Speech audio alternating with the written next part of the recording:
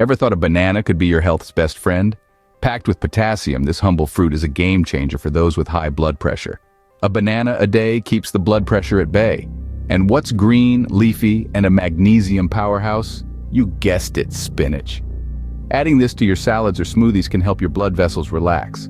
But let's not forget about the heart-healthy salmon. A fantastic source of omega-3 fatty acids. Grilling or baking this fish can help lower blood pressure and reduce inflammation. Nuts and seeds, especially walnuts, flax seeds, and chia seeds, are also a great addition to your diet. Sprinkle them on yogurt or blend them in smoothies to maintain healthy blood pressure levels. And here's the plot twist. Dark chocolate, consumed in moderation, can help lower blood pressure thanks to its high flavanol content. So go ahead, indulge guilt-free. So there you have it, folks. These foods can help you manage high blood pressure effectively. But remember, always consult your doctor or dietitian for a plan that's tailor-made for you.